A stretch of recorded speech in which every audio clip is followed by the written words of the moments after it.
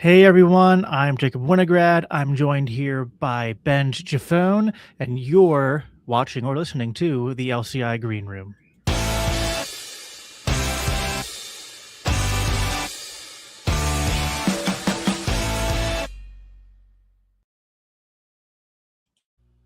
Happy to be with you guys here tonight.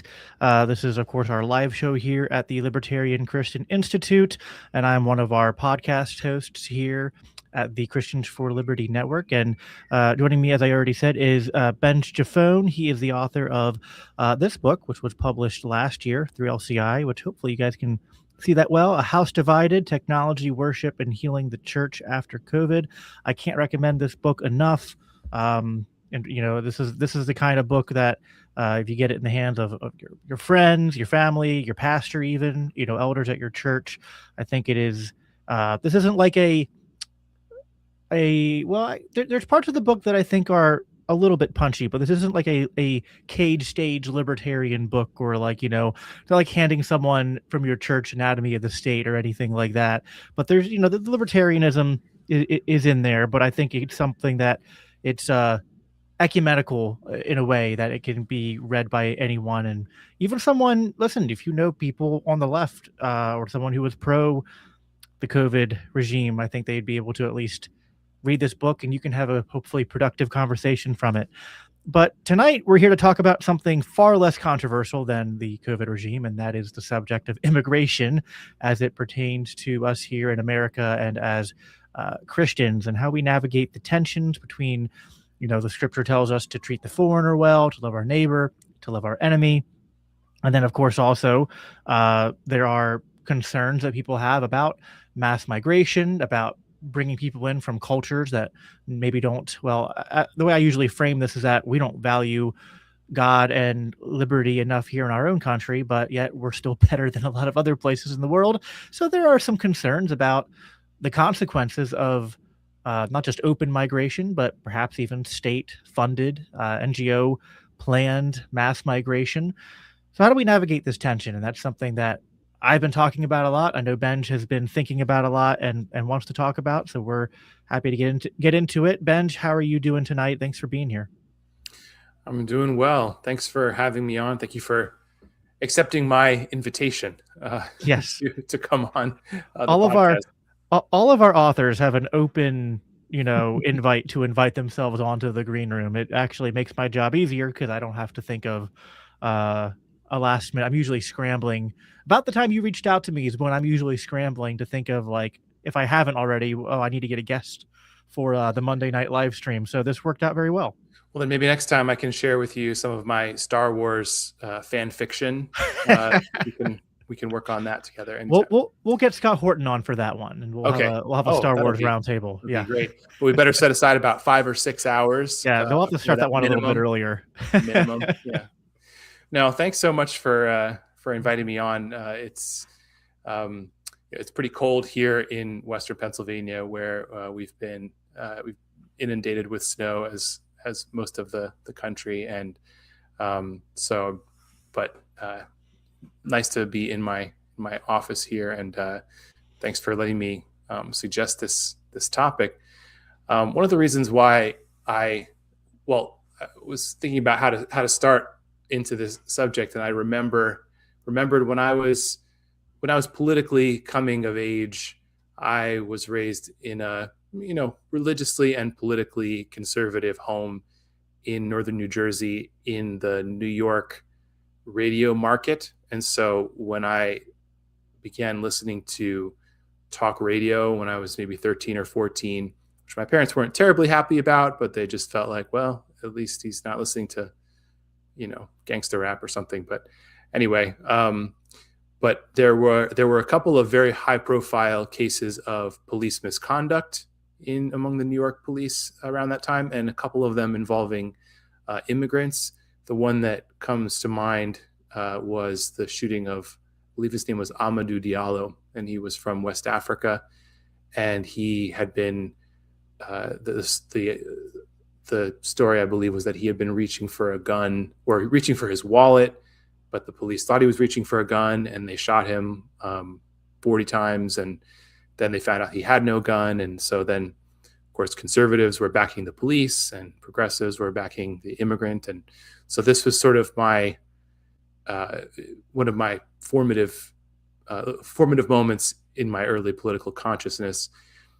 And then, though, as I grew up and came to identify more as libertarian and see the benefits of, or what libertarians and economists point to as the benefits of immigration, started to see things a bit differently, and then also had the experience, which maybe we can talk about in a little bit, of living in another country, living in Eastern Europe. We lived in Lithuania for 6 years, including through some of the COVID times, including the start of COVID. So if you want to read about what it was like to live in a former Soviet country during COVID, then you can, check out A House Divided.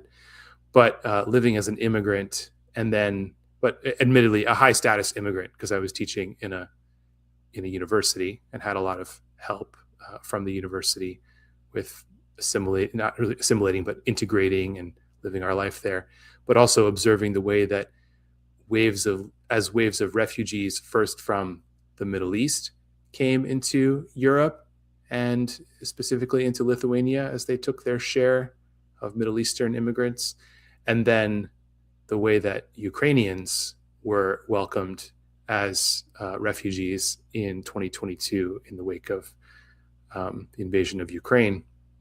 So a lot of kind of experiences there that definitely changed my perspective, thinking, living in an international context and living as a foreigner in someone else's country. Yeah, I don't have quite the same experience. I think I've always been within our own borders here in America, but there's certainly. I mean, so my dad was a missionary. He did missionary work in Africa, and the church I go to has always been a very missions focused church. And I remember from like an early age just hearing stories. Like, this was before I was even like politically aware, and just even hearing stories back then about the ways in which governments not only interfered with just travel, but even interfered with like missionary work, and how like countries where there's people starving, and some of this is sometimes because they have enough food there, but their governments take their food and ship it out, and they don't, and kind of keep their people on very low rations. And then if you try to come in there as a church or a ministry to provide some kind of relief, the government can interfere there. And the one story I heard, which I'm sure this has happened many times, is like they would demand essentially what were like extortions and bribes, to basically be like, you can't dock your boat with this, or you can dock your boat, but you can't bring the supplies unless you pay pay these fees. And they were like just extraordinarily high, extravagant fees, and oftentimes not things that people could easily cough up and pay. And yeah, I feel like there's a lot that goes into the discussion of immigration. I've been and COVID relates to this, right? Like your book and what you talked about, like these are not completely disconnected things, because in the lead up to Trump's reelection, libertarians were, as they're always doing, debating each other and talking a lot about immigration. And I'm very understanding of the libertarians who are not for open borders. You have Rothbard, you have Hoppe, Lou Rockwell, Tom Woods, a fair number of people who were in like the Mises Institute, Ron Paul wing of the Liberty movement. Even people like Milton Friedman.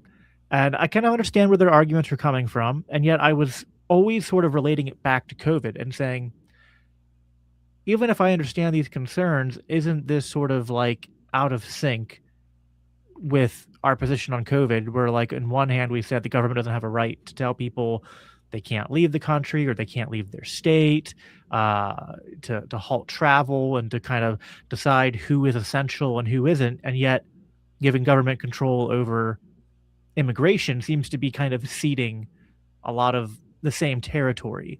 Mm-hmm. And also the concerns about enforcement in terms of what it took in the places where it was enforced for COVID lockdowns and vaccine mandates to even attempt to be enforced. it's sort of like, well, that would require a massive police state and calls for more surveillance, calls for even less choice and freedom and autonomy over yourself. And that seems to be the same risk that comes with trying to do mass deportations and a mass enforcement of the border. Um, so obviously, the libertarian angle for this is complicated, but then I think it is also, as Christians, because the Libertarian Christian Institute, we should also stop and try to understand what Scripture teaches. And um, I'm curious to get I've read some of the things you've written on this, and we've talked a little bit about this beforehand. I am curious to get your take on what Scripture says regarding, immigration, foreigners. There's obviously a lot of motifs in the Bible about like being in exile, living in a foreign land. The Jews and Israel did that at one point. That's likened to us as sort of the new covenant community within Christ. There's obviously passages that people throw around saying that like treat the foreigner well, the traveler well, and things like that. But then there's also obviously like in at least Old Testament theocratic Israel, there were these somewhat strict rules, at least regarding mixture of like the cultures and things like that, and uh, even somewhat regarding trade and whatnot. And so I guess there are some things that people from the more immigration restrictionist camp can try to point to. What is your sense in terms of just what you know of what all of Scripture says about the subject of like sort of if you're marking territory of like if there's things on both ends, how do you start unpacking that? Yeah, it's very tricky and obviously very complicated, but we can solve it all in just one conversation here this evening. But one of the things that it is challenging is because the Bible does seem to say there you can prove text on both sides. You can prove text passages like in the law in Exodus 22 and Deuteronomy and Leviticus all have something to the effect of you must not oppress the foreigner for you because you were foreigners, you were strangers in Egypt, which is kind of a nice way of saying that you were enslaved in Egypt, Right. but you were foreigners, and so you should know what it's like, and so foreigners should be welcomed and not oppressed and not enslaved in Israel. On the other hand, you do have laws that it's not as though immigrants to Israel could come and practice their religion as they would have wished to if it involved things like ritual prostitution and child sacrifice. Those things would absolutely be forbidden in Israel. Or other kinds of there are things that they have to actually obey the laws of the place that they're living in. We also I think there's just sort of a disconnect, or it's very difficult to apply modern categories of borders. And in my own thinking and reading about this, of when we read in the Old Testament and see that let's say if it says something about Solomon having his territory extended all the way north and east to the Euphrates, well, maybe they weren't thinking in terms of like lines on a map. It probably means that there were some settlements northeast on the Euphrates that paid tribute to Solomon, but there wasn't like a line, a bird's eye view map that they were conceiving of that had borders of this is Israel and this is not. Really, it's where were people, where was land that they controlled for farming, where were settlements. And then in terms of the question of intermixture, right, or mixed marriages and things like that, the issue seems to be in many cases not so much race or ethnicity as we conceive of it in the modern age. It's really more about culture and religion and also language to some degree. And so I think that translating either commands in the Old Testament to welcome foreigners without any qualification, or commands not to integrate yourself with foreigners, have to be seen both in terms of in light of the new covenant, in light of what is stated about who are the people of God in the New Covenant, which is prefigured in the Old Testament, in the passages in Isaiah and the prophets that have the inclusion of Gentiles. But also we have to translate those principles from the Old and New Testaments together into a modern situation with borders and with a welfare state that for most, like we can't really understate how much more prosperous we are in modern times, and how what we can in some sense offer not just the poor of our own people, but also help for immigrants, is so much more than what could possibly have been offered in ancient Israel, where, if you wanted to come from Moab, as say Ruth did with Naomi, you could come, but if you didn't have any land on which to grow food, if you didn't marry into an Israelite family, then all you could do is glean from the corners of the field, which is basically subsistence, but probably less than subsistence, because most people were doing subsistence farming anyway on the land that they owned.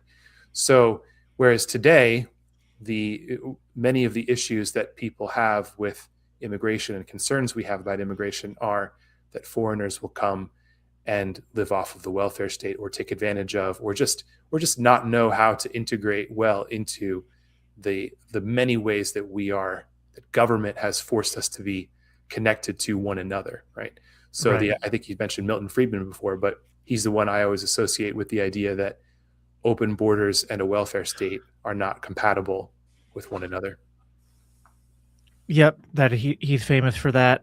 One thing you said, which I want to parse out a little bit more, because I guess I agree in a sense, but I guess this might be a matter of application, was in the Old Testament, the laws regarding mixture being more about, sort of culture and sort of the maintaining. They weren't strictly about ethnic differences, and of course, there's kind of like using modern terms and categories, and they don't always map on one to one. But certainly, it seems, at least by the time we get to uh, Jesus, and probably before that, perhaps unintentionally, a consequence of some of those laws did create some, I guess, ethnic rivalry or uh, discontentment between the Jewish people and the Gentiles. And then, of course, there's the complicated history of the Jewish people and the Samaritans.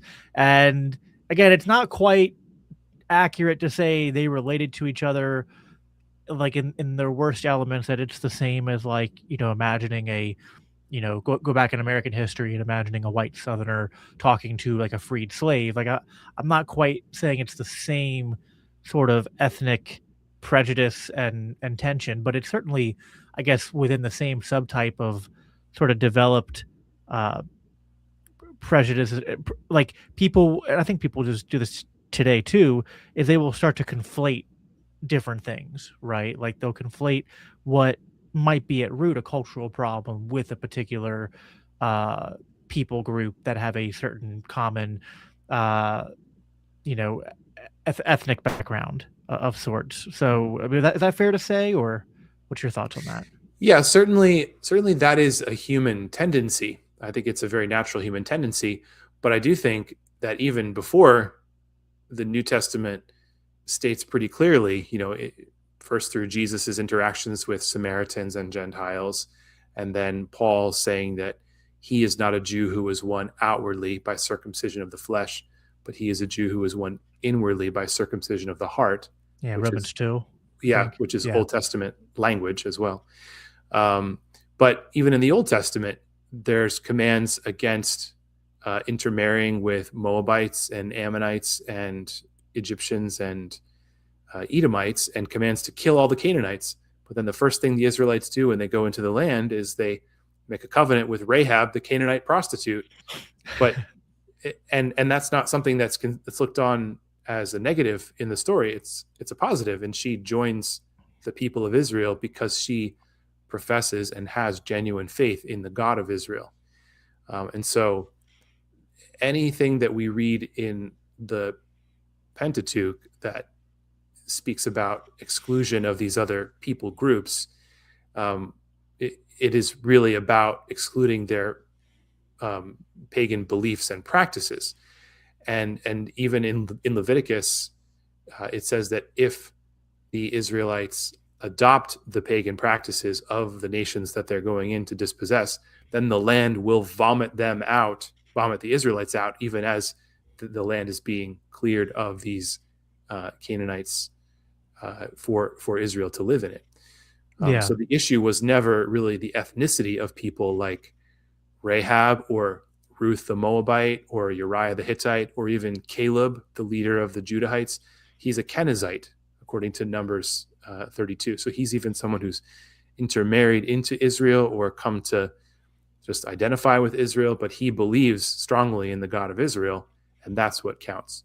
So, Right. so even though by the time of the New Testament we do have this very clear, I think it's built into who we are as humans to kind of start to identify tribally. Although our identity, I'd say identity is we understand that it's a very flexible and malleable and fluid concept, because we identify with the people around us. But does that mean people in our town? Does it mean people who are of our same religion? Does it mean people who are libertarians like us? I feel you and I have never met in person, but I know that there's things that if we got together, we would just totally click on, because we're from a similar subculture of a subculture. We're Christian Right. libertarians, right? So I would identify, I think, more closely. We would identify more closely with one another than with the person who has a, I don't know, than someone down the street who has just very standard progressive views on most things. So I think that there's a lot there, but Yeah, no, I mean, this is like we're both reformed, and mm-hmm. Romans 9 is another famous passage, which at least in part touches on this, because Paul says it's not all who are of Israel and all who are descendants of the physical lineage of Israel who are Israel, meaning that kind of hearkening that same idea from Romans 2, that it's always been uh, a covenant of faith, not a covenant of works or of just like, I'm saved or I'm counted as special just because of my bloodline alone. That there's something deeper at play there. But I guess there's nothing new under the sun, right? And so people maybe slightly different ways, but still kind of the same archetype is playing out today. And I often, I said there are some in the border restrictionist camp who I can relate to, but then there are others who take it more than a step too far, in my opinion. Mm-hmm. And they literally, I think, in what I would say is in clear contradiction to scripture, say that they have more in common with atheists and secular people who are of the same race and like, I guess, like American culture and heritage or European heritage than they do with a Christian living in, say, Pakistan or India or China or from Mexico or something. Which and that's not to say that. I guess it just depends on what frame of analysis. Like, there are some things you have more in common with the secular atheist progressive born here in America, but are what should we weigh more, I wonder. And I've interacted, and I know you even more so than I have. I've interacted with people of the faith from different ethnicities, different nations of origin, different backgrounds, and that is such a unique element of the Christian experience, is to find people who have these different walks of life from this earthly perspective, and yet instantly find that kinship and that brotherly and sisterly relationship with fellow Christians from all walks of life all across the earth. And so that's something that I feel like even as we consider uh, questions of what's best policy, questions of weighing different principles and figuring out how to resolve tensions that might arise.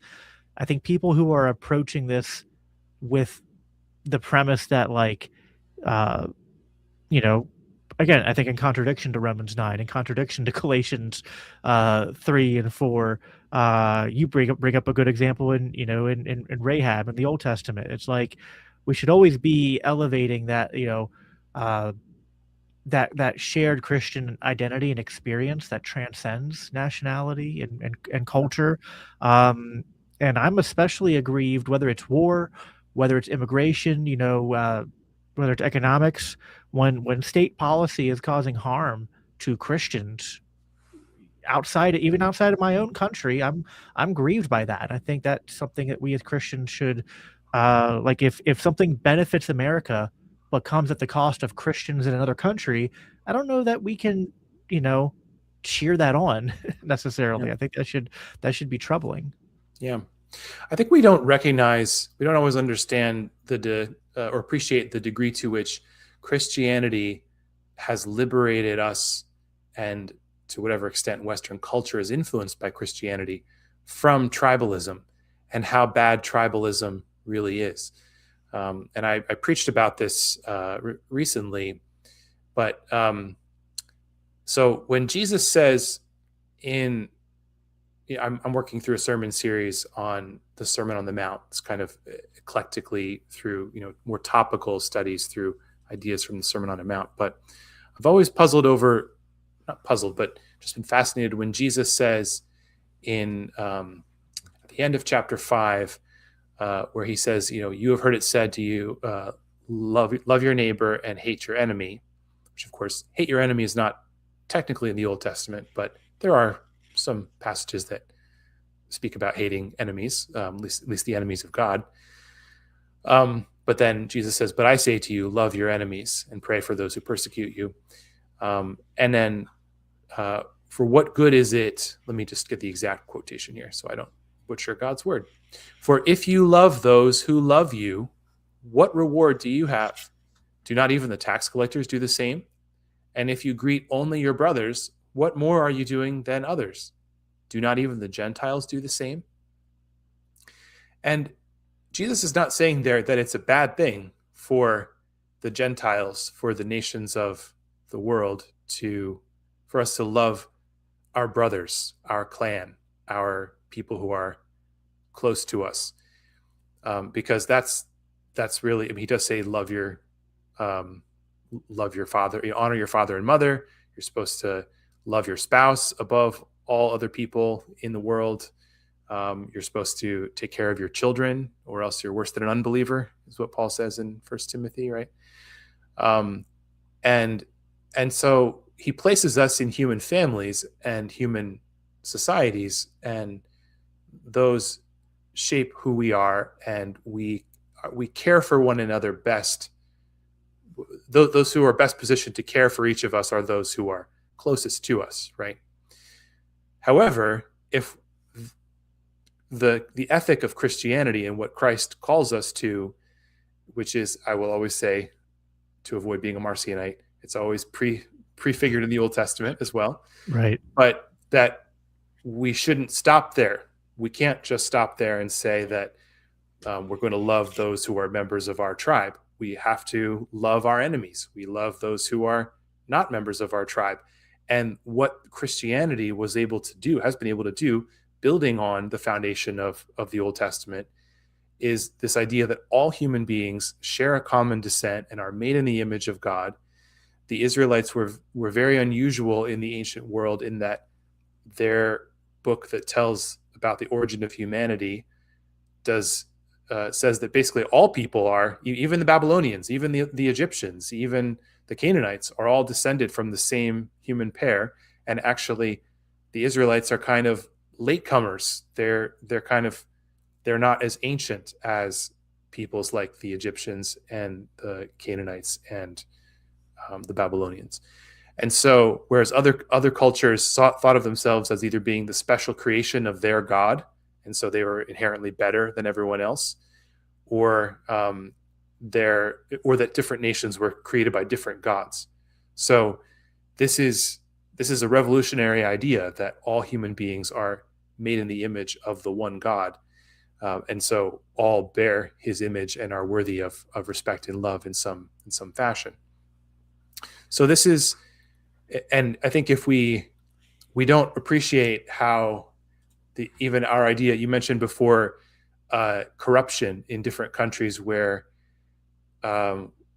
people are prevented from, let's say missionaries or humanitarian aid is prevented from going in unless you pay a bribe of some kind. I actually have a story about this because when the Ukraine war, or when Russia invaded Ukraine the second time in 2022, our church in Lithuania put together a bunch of supplies. We drove in 2 vans, me, the other pastor, and some of the other folks from our churches in Lithuania, drove down to the border between Hungary and Ukraine.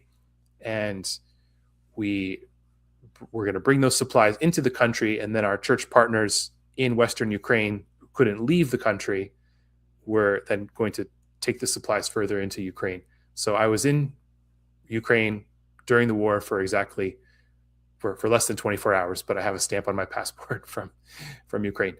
I'd been there before as well. But at the border, we ended up having to pay a thank you to the Ukrainian border guard, not the Hungarian guard, but the Ukrainian customs guard, except, just delayed on our paperwork for hours and hours until we offered him a thank you. And I don't feel too bad about it because it was diapers and formula for his child. So, but to take supplies into his country, he required a bribe we had to pay him a bribe for this. But this is just standard in many parts of the world, that if you have a position of government authority or power, then it's expected that you're going to use it for your personal benefit and the benefit of your family. And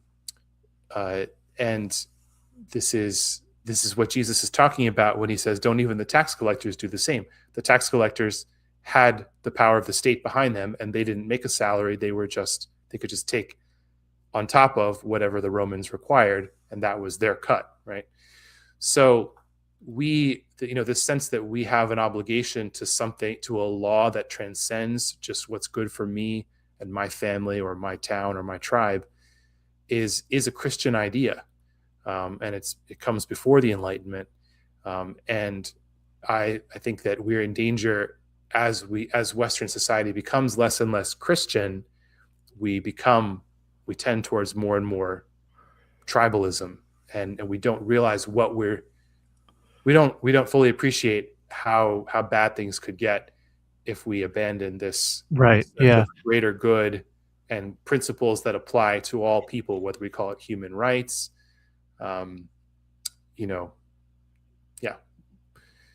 principles that apply everywhere and to all people. If we lose that and in favor of tribalism, we're not going to like where that. I wholeheartedly agree. If I were to bring something up that I think is an attempt to steel man the border restriction aside, it's that they would largely agree with you that Christian values have shaped the West and sort of made us to a large extent, not perfectly, but better than pretty much any other culture or nation in history, to rise above tribalism, especially the worst forms of tribalism. And yet there are parts of the world that still operate that way, and that our culture, which we can recognize is a mixed bag, that has many contradictory elements within it, but that still there are positive elements within our culture that are worth preserving and promoting and trying to make better, and that too many people from other parts of the world with a culture that's even worse could make that project of not just preserving Western culture, but trying to, ever increasingly reconcile it to, live in more consistent application with its founding creeds and values. We're going to make that a harder battle, or perhaps, we're going to lose our culture entirely if we allow it to be overrun by uh, immigrants from other parts of the world that don't share those values. And I do have to say that of all the arguments I've heard on the border restrictionist side, because I've heard the economic ones, whether that's about the open borders and welfare, whether that's about people being concerned about jobs being taken, crime, all these things I think have less merit. I think they have more merit when tied to this kind of like central argument, because I think it's sort of like the main, even like think about the open borders thing, right? Your real concern is that the welfare state and other things create the environment where people are not going to be integrated and assimilate into our culture, but that then they can sort of live, subsidized within the border of the American government and maintain their unique cultural identity, but also their values and promulgate those. I even know that there are those who are concerned that the Muslim world contains within it, uh, you know, individuals and groups of people who are intentionally trying to take advantage of this sort of like Western kindness and weakness, and that they intentionally, in ways similar to what they did in Europe, they want to come here and uh, instill their own values. Now, I'm very wary of that argument because it's very hard to. This is a bit of an aside, but I think it's important to draw it out a little bit. It's very hard to distinguish truth from propaganda when it comes to what's going on with the entirety of the Islamic world, not only the ones that are immigrating to Europe and America. There are definitely problems, and then there's also a lot of like fear mongering and clickbait stuff that exists out there on social media and whatnot. So in uh, anyway, there's a complicated our podcast there and just evaluating the West's relationship to Islam and to the Islamic world. But uh, what do you think to the broader concerns of just about our culture is superior, and yet if we don't safeguard it, it'll perish? Hmm. Yeah, this is, I think, what I've heard Brian Kaplan refer to this as sort of like the killing the goose that lays the golden eggs argument. And, the goose, of course, that lays the golden eggs being Western liberalism, broadly understood, capitalism, prosperity. I think that there is something to it. I think where I've become more, where I think I see a little bit through it is that we have had, okay, so certainly the issues that are faced in Europe by sort of the integration project of Europe, where they try to integrate different countries and countries economically and promote exchange of students, and people can travel freely within Europe. That was an attempt to make sure that European countries never go to war again. And it is hard to imagine Germany and France being, ever going to war. Germany, France, and England ever going to war again. So that's been largely successful in a continent where the worldview and the values have been shaped by Christianity, and so the collision of Islam into Europe is a different matter than what has happened historically in the United States, where we have had mostly South and Central Americans who have typically a Roman Catholic heritage, or Asian immigrants who have maybe values, especially family values, that are at least similar to, or even sometimes even more conservative, socially conservative than many Americans of European descent. So I think there is something to this question of which immigrants are we bringing in. Where I find it that rings a little bit hollow, though, is that I don't think we do such a great job in the United States of promoting those values, and if we did, if we had a more, let's just say, broadly speaking, a more libertarian. Most people in the United States are not libertarian. Maybe we have sort of a libertarian streak, or maybe more libertarian than other parts of the world, more liberty minded, freedom minded. But I don't think your average American is really that thinking in terms of like, well, we really have our constitutional norms and our values. I mean, there's sort of like this sort of bundle of myths that we learned in school about our founding and what we're here to do, but I don't think that plays a very significant role for most people in their everyday lives. And you can see this based on how they vote and sort of many of the choices that we make. And so when our culture was strong, if we look back to a time when maybe the government was not as much of an intrusion in our lives, and our culture was stronger, where people were forced to sort of stand on these freedom values more, I think actually we were better able to integrate and assimilate people from other cultures who didn't, because we had lots of Europeans, people immigrating from statist countries in the late 19th and first part of the 20th century, and they eventually integrated. But I think that as our culture actually is weaker than it has been in all those ways that you described, then we become more anxious, and it's easy for us to blame immigrants for pointing out the flaws or the weaknesses in our culture. It's easy to blame the Somalis in Minnesota, and I'm not defending those things that certain people of Somali background or immigration have done, but there's plenty of Medicare and Medicaid fraud, plenty of welfare fraud all over the country.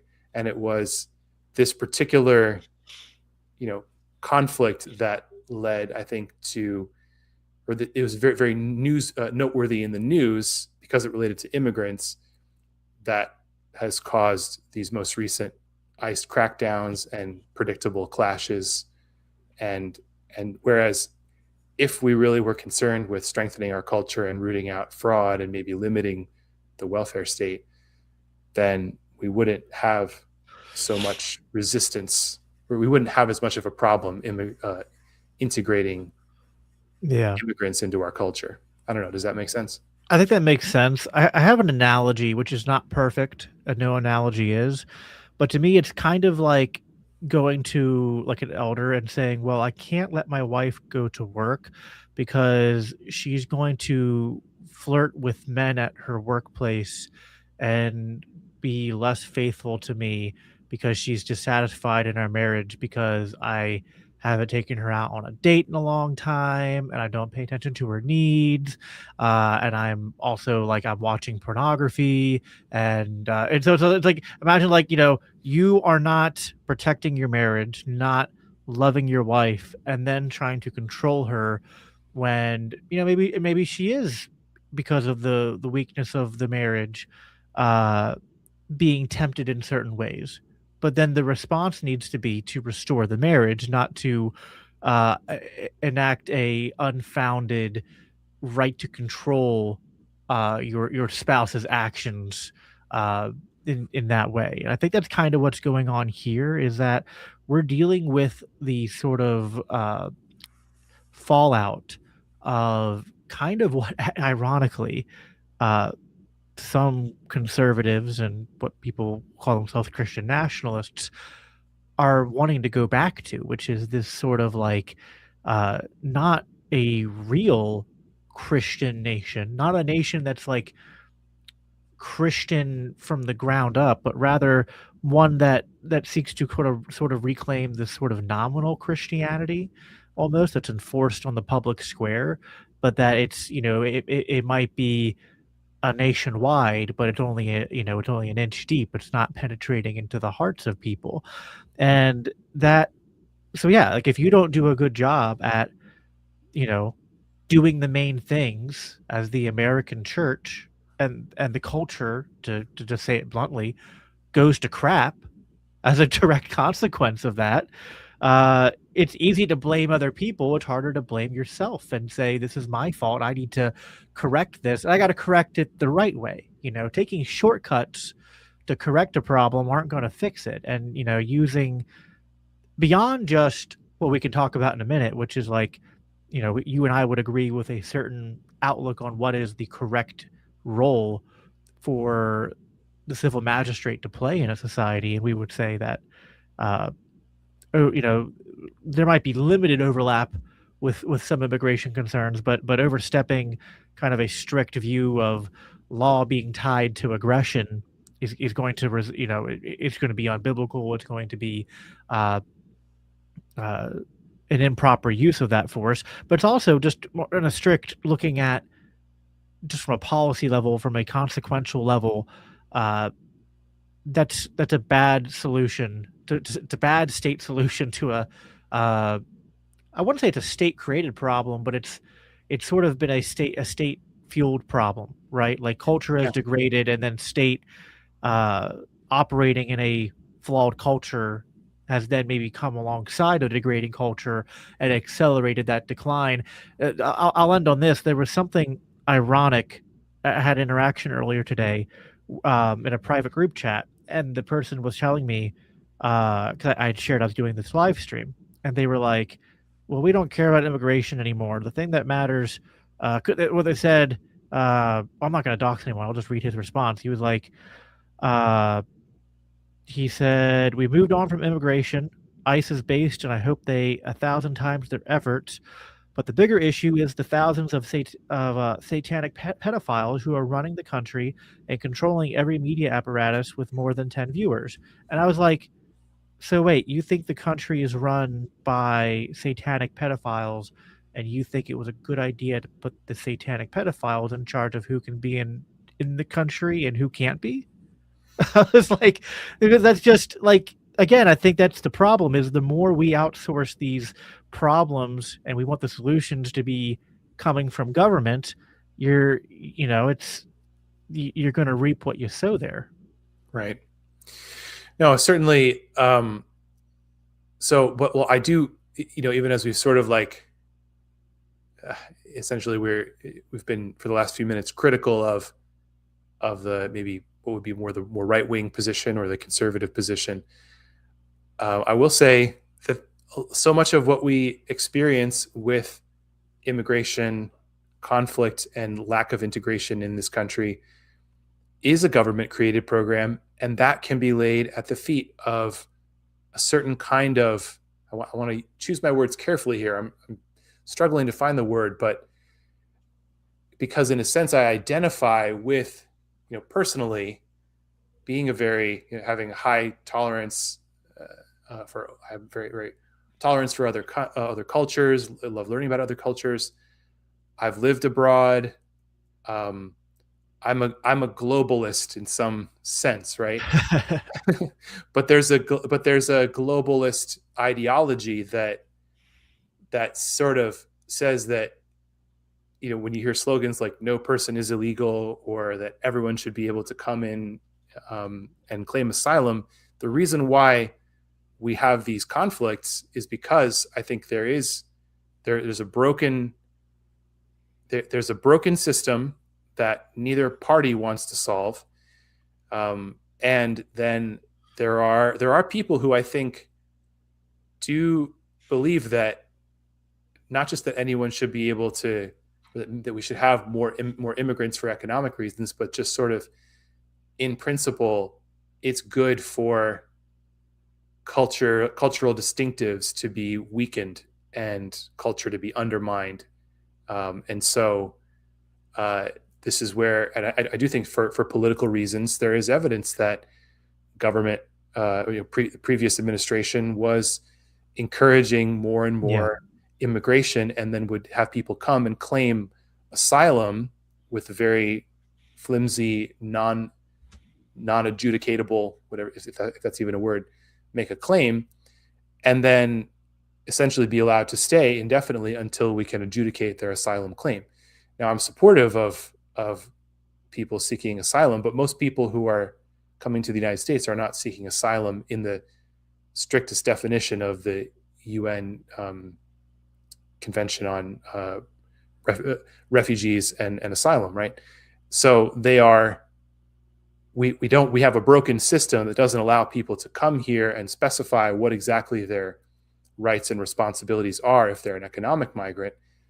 And then we have sort of ideological actors trying to kind of push them into a society in ways that trample on and are not respecting of the rights of people who are here.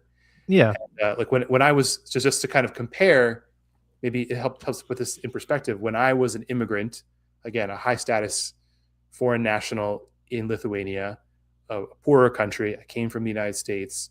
I was teaching at a university, so I'm not saying it's exactly the same, but I learned what my rights were and weren't. I sacrificed certain rights to privacy because there's lots of surveillance cameras everywhere in Europe. I had to register my car. I didn't import a car, but I bought a car, and I had to know, do I have the right to buy a car? Do I have to get a different driver's license? I had to learn how traffic laws are enforced. I had to pay taxes on the income I earned, and that high taxation went into their social welfare system that paid for our healthcare. And because my wife wasn't working, we had to pay additional for her for insurance, which wasn't that expensive, but she wasn't covered under the system, so we had to buy insurance for her. And so these are all, and I knew that if I didn't follow these rules, and even during COVID when I was there, and maybe if I were in America, I would have had more of a leg to stand on in disobeying some of the rules that I felt were unjust because it's my right as an American. Well, my right as an American doesn't entitle me to anything in Lithuania other than that I get deported to America if I disobey the rules. Right. So I think other countries, Lithuania doesn't have as big a problem with people coming illegally for economic reasons. They had a wave of immigrants that the European Union accepted in the wake of the Middle Eastern crisis. Those immigrants did not find a very welcome reception in Lithuania. They all then disappeared at one point, and the speculation was that they burned their documents and drove to Germany and filed for asylum again, because basically let's roll the dice again, because we lost the bet. We lost the first time. We ended up in Lithuania, although we did have some people from the Middle East who were part of our church in Klaipėda who were there. But I feel like a lot of this is sort of also like when you're comparing the American government to a lot of these European countries and Eastern and Western ones and their sort of policies, like, because not, even though we're libertarians and we're generally anti-state, not all states are created equal. And Lithuania having a immigration policy is not really apples to apples when you do a comparison between that and America doing it. It'd be more like if we compared it to Pennsylvania having a border policy. I don't even know how big Lithuania is. It might be even smaller than Pennsylvania. I'm not sure. It's geographically slightly larger, but has only 2.7 million people. So it's like less than the Philadelphia area. Sure. So, but you get my point. Like, we're talking about a much smaller region with much less people. And so, like, centrally planning for 300, whatever it is, 30 or 50 million people over what is like half a continent versus one small, state is a much different task, much different sort of machination. There's also this sort of. Well, can I just say, I'm not sure, really quick on that. Really quick on that, though, that because the European Union and most countries in the European Union, including Switzerland, which is not in the EU, are part of what's called the Schengen zone, or they're signed on to the Schengen agreement. There is free migration between most countries in continental Europe. And so if you are admitted into Europe or if you get in illegally, then no one's going to stop you at the border from Italy into Switzerland, or Switzerland into Austria into Germany. And so it is sort of a sense, it's more like the United States now than Europe was 20 or 30 years ago. And so once you get in, you can kind of go anywhere, travel anywhere, but the question of where you can have benefits and rights and which nation, which Sure. member Yeah. state is going to give you the best deal in terms of living situation and benefits. That is kind of like shopping around within the United States for Yeah. which state has most state level benefits. I guess there's more potential there. Like right now, the way our governance is sort of practiced in America, if we've seen this happen in real time, like when Texas tried to enact their own border control, the federal government was like, "No, you don't have the right to do that." Whereas presumably the EU kind of those agreements are kind of like free to opt into and free to opt out of. Like at any point, any of these They countries could opt out, could and they opt out and start enforcing their own border the way they want to. and they can be suspended in case of emergency, like with Right. COVID.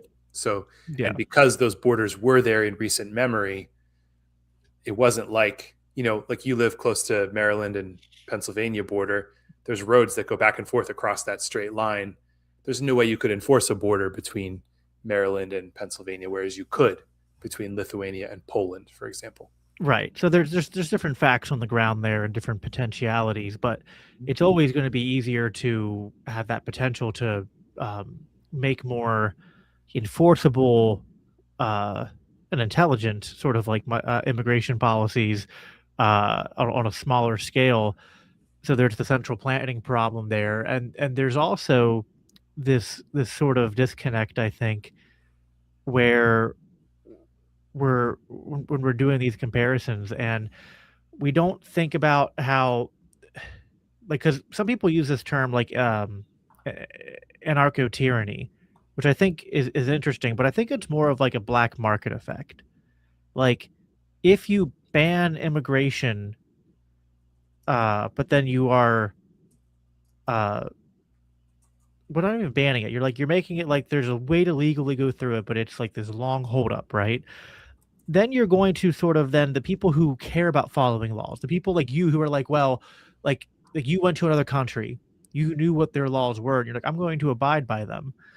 And there's presumably a lot of people from other countries who, if they came here, they want to do that, but they're not allowed instant access to come in and observe those laws. Now, the people who aren't going to wait in line and who just bypass that, even if we sort of select out all of the people who you and I would agree, there's definitely, especially during the Biden administration, there was a concerted effort to actually not just allow people to come here, but to intentionally import people here from halfway across the world who, didn't just happen to find themselves in Mexico crossing the border into America. Like it was, there was definitely a concerted effort there. But either way, when you don't have when you crack down on legal immigration, you're going to get that black market of effect. Of then the only people who are coming here, you're kind of self-selecting for the people who care less about following rules and laws, even if Yes.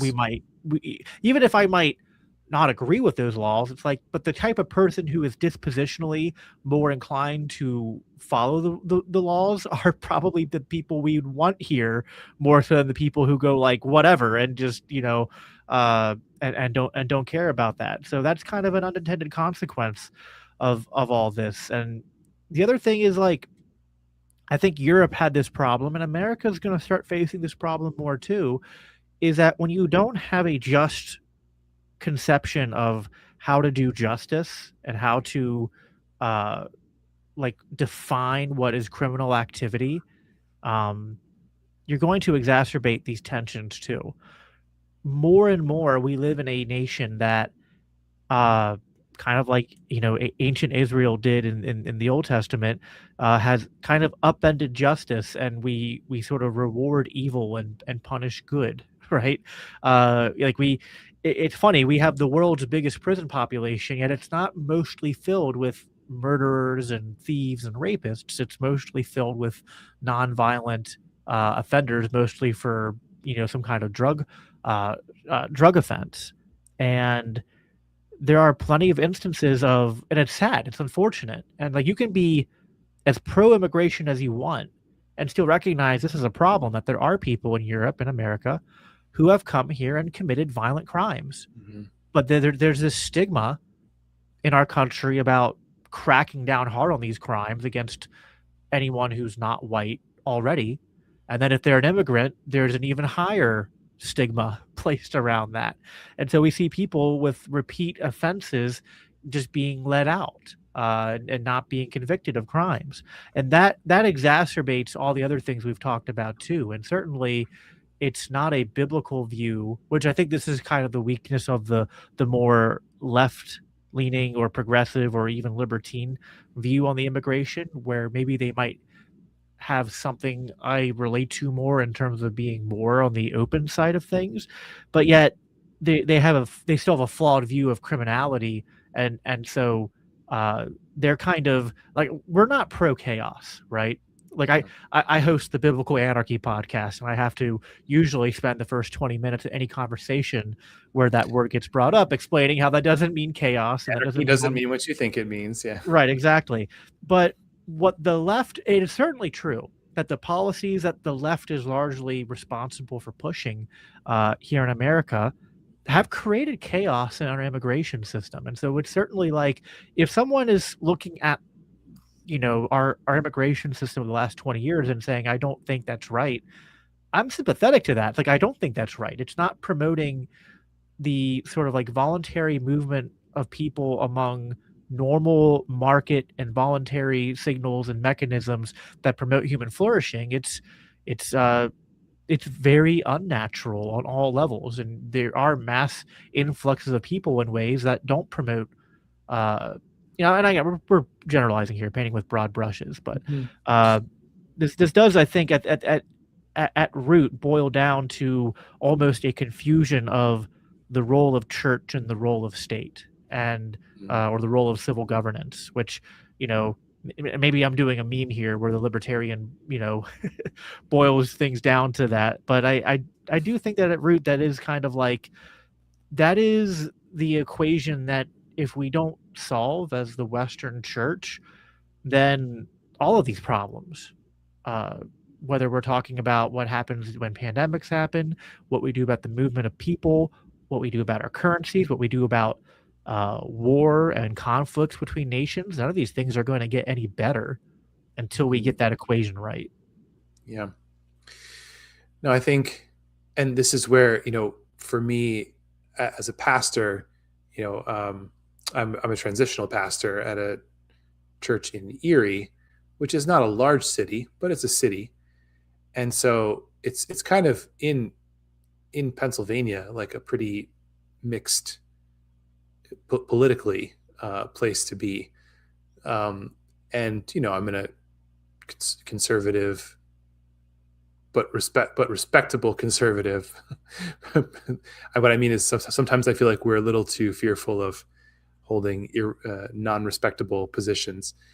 But people who have both compassion on immigrants and people who suffer for, have been dealt a rough hand in life, but then also people who are scared about violence and crime, and people who are just grieving when they see conflict and people shot in Minneapolis.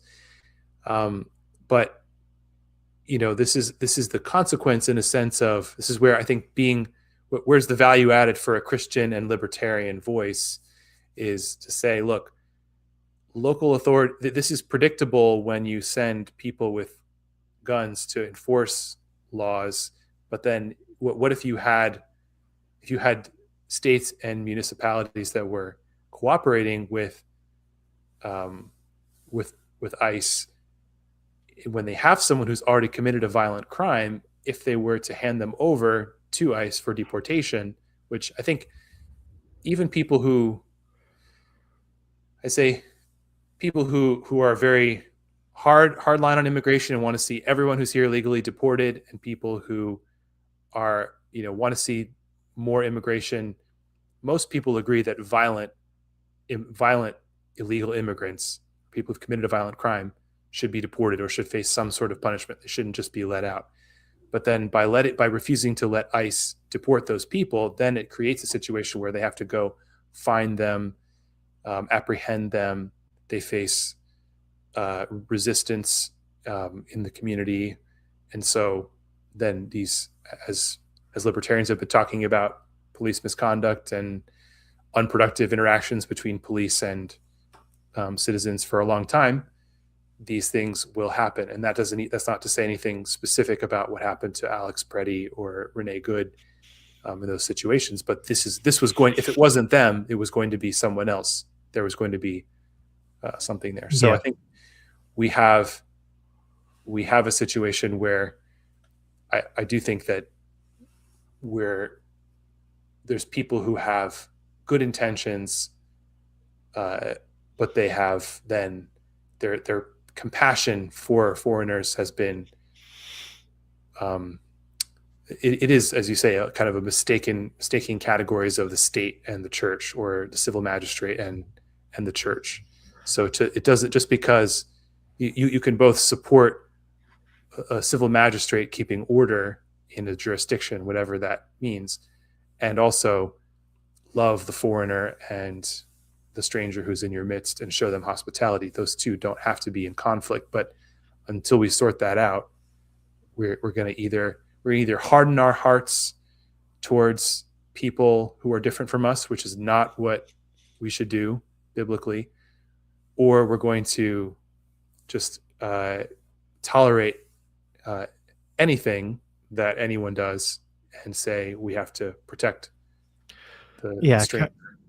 Compassion and love for your neighbor and your compassion and love for your neighbor and for foreigners can't become lawlessness, and yet we can't substitute proper order with tyranny just because we don't want chaos, because tyranny just breeds more chaos, right? That I think we're kind of seeing that play, like this whole situation with the shootings that happened with ICE. It's one of those things that's really tough to judge, because it just feels like both sides are kind of like they've lost their minds, and I don't know how to like properly weigh in on it, because on one hand, like I'm watching ICE agents just completely mishandle situations and use violent means that aren't warranted, and I think a lot of these people are untrained, and they're entering situations I don't think that they should be entering, that they're not prepared for.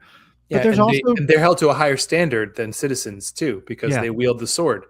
Exactly. So regardless of how disrespectfully you're treated, regardless of what if you're an agent of the state, you're held to a higher standard, because 100%. And yet it's also like no one. It's like I agree with you. Yeah, I also would like. I guess the little bit of not really pushback, but like the wrinkle there is that you should be held to a higher standard, but nothing magical happens when you wear that badge that gives you superhuman restraint to deal with what is actually like. I don't excuse the leftist agitators and protesters who are acting who are not protesting tyranny in a way that I think is like above reproach, right? Which I think as Christians, what we're called to do. We can oppose tyranny and engage in civil protest in a way that doesn't invite criticism on us, that doesn't make us easy targets.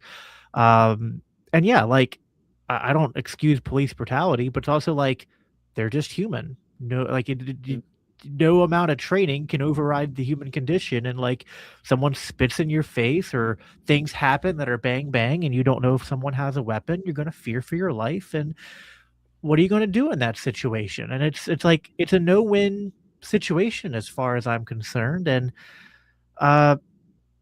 there's jump in there. Yeah. Well, and if you care about, so let's say you're a person of the left, or someone who's more interested in more immigration, like I am, and I do think that there's something we have sort of a higher burden of proof, because it's more of an innate human reaction to be suspicious of foreigners and of immigrants.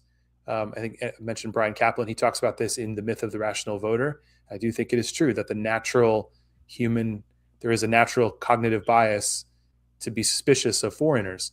So if we, let's say, as libertarians, or as Christians, or as just people who are more progressive, if we think that it's objectively a good thing that America should accept more immigration or that there should be more openness to immigrants, then this is a really bad way to get people on your side, because you are defending the least sympathetic immigrants, and you're putting yourself in a way of you're obstructing law enforcement trying to supposedly apprehend the worst representatives of your cause, and then you're not going to get people on your side.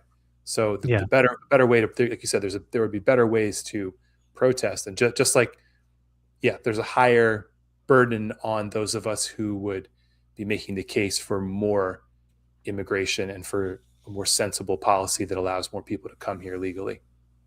Yeah, I think this isn't helping. It's not helping, and yet the conservatives are not helping when they want to act like the crisis allows them to find exceptions to due process, when they want to then once again become hypocrites on the Second Amendment, which just also irritates me. And it's just it's a lot of kind of I like that Family Guy meme where it's just like the parent, and he's got like a kid on either side who are just fighting, and he stops them with like, kids.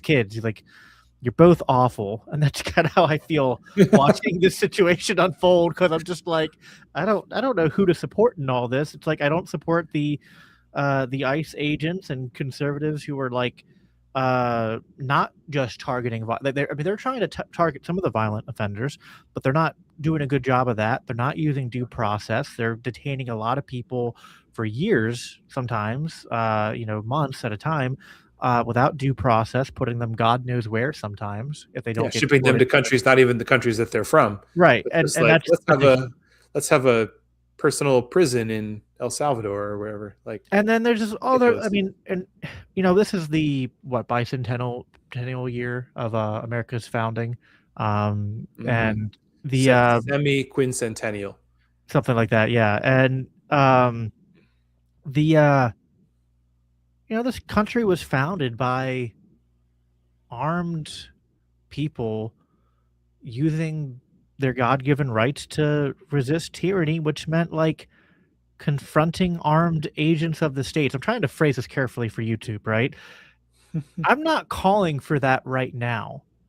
But when conservatives, and listen, I'm not that sympathetic to the leftist agitators, but when conservatives start saying you don't have a right to resist police officers enforcing the law, I just go, hold on, like, what do you mean by the law? Just whatever the government passes? Because that's not a Christian view of governance at all. Like, that's not a defensible position, and it's also not defensible on just even if you're not a Christian, like if you're gonna invoke the Constitution and America, then like, what are you saying? The American Revolution was unjustified because they were you have to have a more sophisticated. Now, I'm also not saying that anytime you don't like a law, take to the streets and engage in armed conflict with the police or with the like, these things are actually complicated, right? And anyone who's trying to reduce it to like sloganeering and just kind of taking shots at the other side, and who is too casually either making generalizations about immigrants or wanting to sweep away restrictions that should be placed on both people and on government. It's like everyone's just losing their minds about it. And it's, I am interested, like, how do you address that? Like, how should pastors try to address that? Because I'm very sympathetic to like my pastor, because like I know there's many churches like this. Our congregation's rather split. Like, we're an evangelical Reformed American church here in kind of the, I guess northern part of the, kind of still considered part of the Bible Belt, but like, we have diehard MAGA Trump voting Republicans, and we have never Trumpers and Democratic voters and a bunch of independents and people in the middle who are kind of like all over the place. And like, I never want to put pastors in a position where it's like, you have to do what I do and you need to focus on politics. But it's also kind of like, when stuff like this is happening, you can't just like not chime in on it and give any sort of pastoral guidance for people. So like how do you approach things like this? What this will kind of like, you can take as long as you need. Like what's your kind of closing, sort of like, pastoral thoughts for like how to try to, as individuals, as those who are elders and servants in their local communities, how do we uh pursue truth and unity on this in a way that doesn't invoking your book's title, that doesn't divide us anymore? Yeah. Yeah, it's obviously it's a challenge. I would say that, taking it from the level of, arguing policy, which we have been, which as citizens we have a right to do, but to the level of, the individual Christian or the individual church community. I think part of what is what makes these things so hot and so divisive is that everything's globalized now. So Adam Smith has this very lovely bit in his Theory of Moral Sentiments, which is a very interesting book that most people don't read. If they read something by Adam Smith, it's usually The Wealth of Nations, or An Inquiry into the Nature and Causes of the Wealth of Nations, or whatever the long title is. But Theory of Moral Sentiments, he uses this analogy where if you have the average, normal, empathetic human got news of an earthquake on the other side of the world that had killed 1 million people, he would feel bad. But then I have the quotation here. He says that this man would express very strongly his sorrow for the misfortune of that unhappy people. He would make many melancholy reflections upon the precariousness of human life and the vanity of all the labors of man, which could thus be annihilated in a moment. And then Smith says that this man, having heard about 1 million people killed, would eventually go about his day and sleep fine that night. But if this same man knew for some reason that his little finger was going to be amputated the next day without anesthetic, he would not sleep at all that night. And the story, his analogy is this, that we tend to care more about things. It's natural to care about things that are closer to us and that we actually can do something about and that can affect us.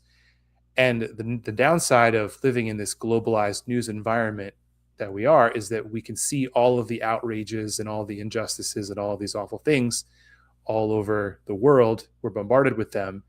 And also our politics has become more nationalized and internationalized than I think it ever has been.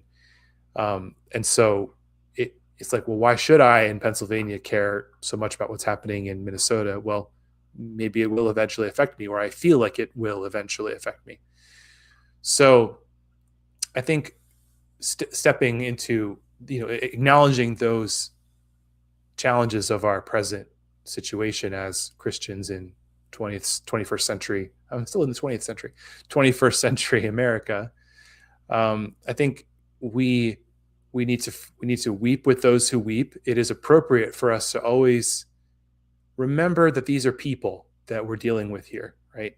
Even if we decide that for whatever reason our country can't accept these immigrants or can't help these foreigners, or our church just can't help everyone, we still, I think, should weep with those who suffer, and that is something that places us close to the heart of God, because God sees human suffering and weeps, whatever the cause, whether it's self-induced or induced by others, or the brokenness of the world. So I think continuing to empathize with people in the way that God does is important for our character and to keep us from becoming hard-hearted. The second thing I think we need to do is always recognize that we can help some people, and we can help those whom God brings across our path.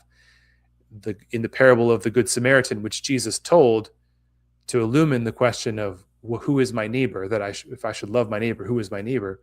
Well, the Samaritan is my neighbor, but the Samaritan loved the Jewish man who he found on the side of the road, and he was the man that he found on the side of the road. He didn't have to go somewhere else to find him. He was the one that he came across So he loved that man that he came across and took care of him. And so insofar as it depends on us in our day-to-day lives and in where we live, we should love our neighbors. And sometimes that includes my enemy is my neighbor, right? And then I do think there is something that's important about organizing with others proactively to help others, not just within our tribe, but even if it's in a symbolic way or even in a small way, to have your church or your community be active in helping people who are explicitly different from you, whether that's supporting missionaries or humanitarian work overseas or in a different part of the culture, if you or of our country. If you're in a rural area, maybe doing urban missions. If you're in an urban area, someplace that's more in Appalachia, it's underprivileged in some fashion, but seeking proactively to serve those who are different from you in the ways that you can. I'm not talking about government. This is really where there's, as we know as libertarians, there's a lot of ways that government crowds out the love and charity of human beings and private charity and churches and civic organizations. So let's not let government crowd us out in that regard. And if we do these three things, if we maintain a proper empathy that is keeping with the character of God, if we help those who come across our path, and then organize in different ways to help those who are different from us in ways that actually are genuinely helpful, then I think that we will vote better, we will speak better, we will be prepared to share the gospel with people who are different from us and who are from our tribe as well, whatever that means. And so because we will be becoming more Christ-like in our attitudes. And I think that that's really the answer, right? It's not that liberty for its own sake is the hope of nations. It's that Christ is the hope of nations. Yes. And individuals. And liberty is the context in which we are able to live the lives that God has appointed for us to live. But liberty for its own sake, it's not just for its own sake.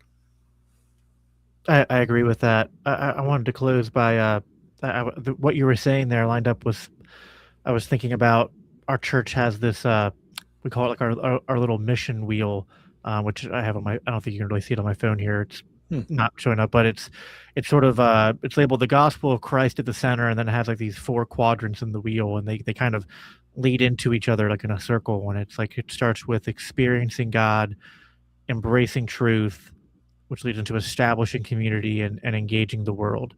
And I think that if we are, truly understanding the gospel, and we're truly experiencing that transformative power of the gospel in our individual lives, and we're trying to embrace the truth of what Scripture teaches us, then when we go out into the world and we go to establish community and to, engage the world around us, we need to be praying to view people in the same way, like with the same heart and the eyes that the Father views us.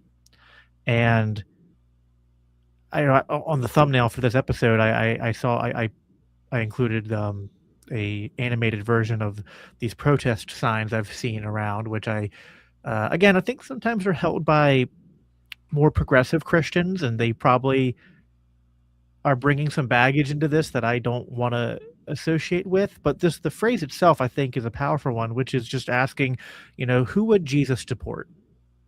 And I think that's just, I always want to, this is, I think, first and foremost a libertarian critique, but I've kind of co-opted it to it's like combining it with what I was raised with, what would Jesus do kind of sloganeering from the 90s. And it's like, at the end of the day, if politicians are just people, police are just people, we as voters, we're voting for what government does, but what government does is people doing things. Then it's like, if we're imagining that what we're doing is being watched by Jesus, by our King, then it's like, imagine yourself explaining to Jesus what you're about to do and why you have to do it. At the end of the day, if you're saying what I need to do is justify to Jesus sending these armed men into this apartment building and threatening violence against this group of people because of, it's like, what's leading your heart at that moment? Are you being led by the gospel? Are you being led by trying to serve Christ and to serve his kingdom? Or are you being led by fear and by other things? And now, extrapolating that into policy and whatnot, I get is something that I'm very careful to not overstate.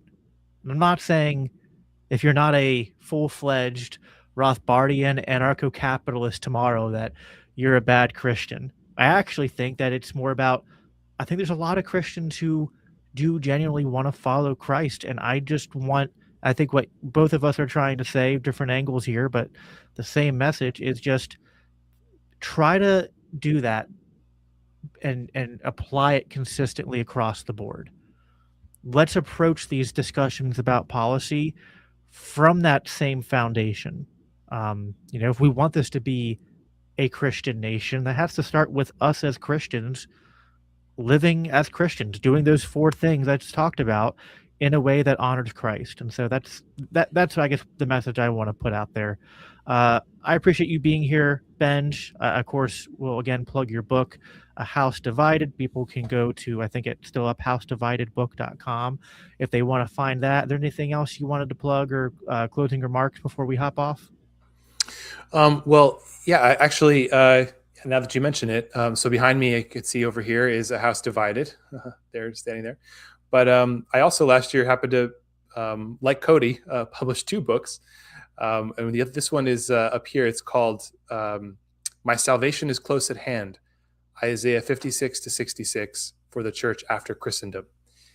And in this book, it seems like these wouldn't be related at all, but I feel like there is some overlap in terms of using Isaiah 56 to 66 to explore or bring out of Isaiah 56 to 66 truths about who we are as Christians and what we are called to that are applicable in a church context, in a social context after Christendom, where we live sort of, or at least in a declining Christendom. And I do have a section in the conclusion about what does it mean, what should we as Christians be thinking in terms of our relation to those outside of the United States, the nations. Are we? I think there's some provocative or evocative and helpful ways of thinking about how do we apply Scripture in a modern context, especially with respect to immigration and welcoming of immigrants, and then also gospel and empire, and whether the role of the United States, have we become sort of, are we Assyria now?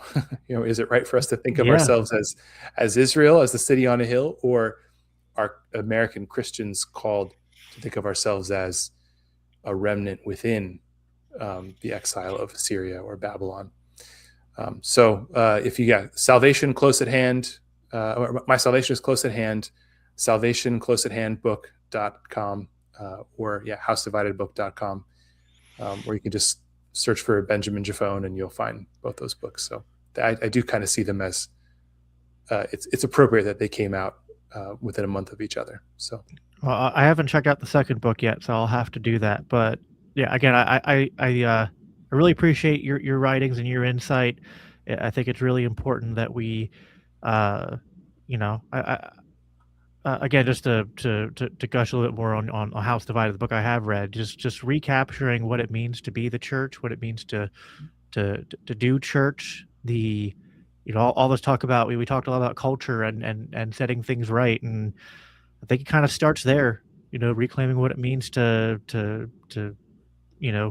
do church and the importance of church, and Yeah, so I mean, I say that as a low church Reformed Baptist, but still agree with the message. Okay. Everywhere I say sacraments in there, I also say or ordinances. So Right, to yeah. make you Baptist folk happy. Yes, you're very very ecumenical that way. But yeah, awesome. Thank you, Benj, for doing this. Thank you everyone for tuning in and listening. You can of course find all of our episodes, all of our podcasts by going to christiansforliberty.net. Here in the green room, if you want to catch us live, we're live here every Monday night. I'll be back here again next Monday. Every second Monday, I'm doing a crossover green room with the Liberty Dad podcast. That's DL Cummins. And then two other guys, Adam Coleman and Tyler Yankee. We're all libertarians, not all of us Christians, but we get together and we talk about fatherhood and parenting and things related to that. So pretty new series that we started, but very excited for it. A lot of fun. Looking into the overlap with all this and parenting and whatnot, I think is very crucial as well. So that'll be next Monday. That should be at 8 o'clock Eastern time. If I have that correctly. Make sure you follow us on our socials, me at Biblical Anarchy, and of course at LCI Official for the Libertarian Christian Institute. On X is where we're the most active, but also on Facebook and Instagram and other socials as well. That's all I have for you guys for tonight. As I always conclude by saying, live at peace, live for Christ, take care.